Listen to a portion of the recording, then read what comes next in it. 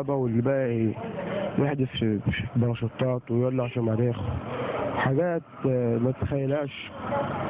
طلعنا نجري على البوابه بقى، كله كبس في قلب البوابه كده.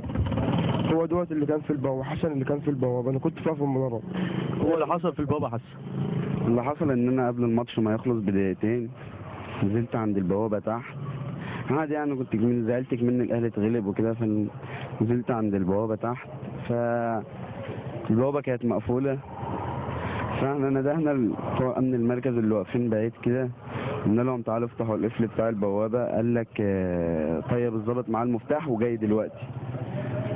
وبعدين وقفنا خلال دقيقتين بالظبط، تلاقيت ازدحام شديد جدا على البوابه.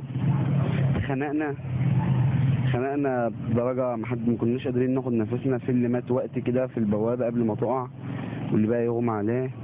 شفت حد من زمايلك مات قدامك؟ هو انا يعني انا من هنا ما اعرفهمش بس انا شفت ناس في المدرج كانوا بيشجعوا جنبي وشفتهم ماتوا.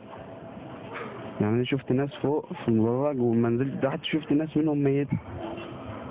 شفت حد بيضرب؟ انا كنت في البوابه بقى تحت، انا كنت اول واحد في البوابه، اما البوابه وقعت انا نزلت تحت، قعدت اشد في الناس كده، شديت كذا واحد كده وطلعتهم، اللي يطلع نسيبه على جنب كده ونشوف غيره. وبعدين لما شفت المنظر، يعني لما شفت ببص فوق كده تلاقيت ميتين كتير قوي، ما قدرتش اقف على رجلي واغمى عليا. دخلت اوضه اللاعيبه. دخلت اوضه لعيبه النادي الاهلي؟ دخلت اوضه لعيبه النادي الاهلي، والكابتن عماد متعب جاب لي ميه، هو والكابتن ابو تريكه.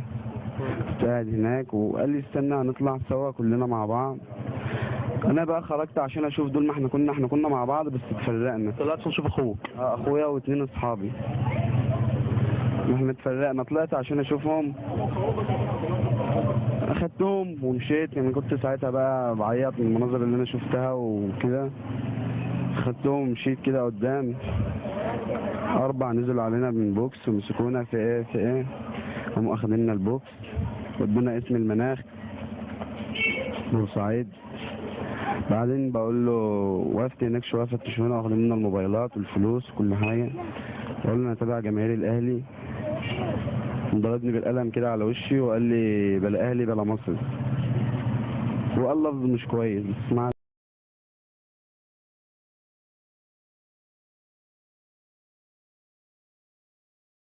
امن بورسعيد 100 100.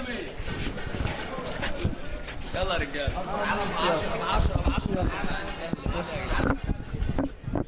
ايوه العلم يا كابتن، العلم ان شاء الله. العلم ايوه شبه الفيديو 10 يلا بنتكلم واحنا دلوقتي على الهواء مع كابتن مدحت شلبي، شايفكم صوت وصوره ما شاء الله. انتوا منين الاول؟ من فلسطين. من فلسطين وجايين تشجعوا الاهلي؟ طبعا.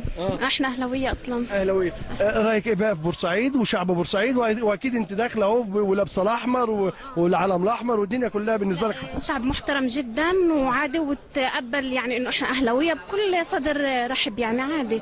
واحنا عايشين هون صار لنا سنين، يعني 5 سنين.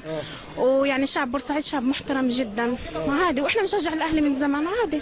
ما في شيء. مباراه عاديه ما بين فريق مصري وفريق مصري. المصريين يعني انت مصري انت؟ لا فلسطيني برضه. فلسطيني. لا احنا بنحب الزين اسمر. صح. لا شعب بورسعيد شعب محترم، وخدت بالك وبيحب الكره الحلوه، وخدت بالك وروح رضيه يعني مش بس يعني. وعايزين نقول باذن الله المباراه هنسميها في حب مصر يعني.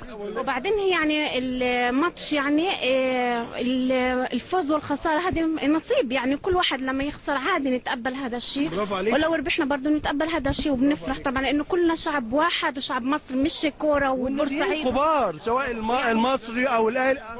برضه نادي كبير نتمنى الفوز نتمنى طبعا، ونادي برضه بورسعيد برضه.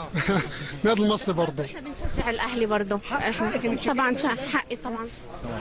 انا بورسعيدي وجاي بشجع النادي الاهلي، وعادي مفيش حاجه، وداخل وواقف بره مع اصحابي البورسعيديه. واصحابك البورسعيديه عارفين انك انت اهلاوي، وداخلين يشجعوا النادي المصري، وانا داخل ولابس تيشيرت الاهلي وواقف بره عادي. هي مباراه يا جماعه، هي مباراه عادي يعني.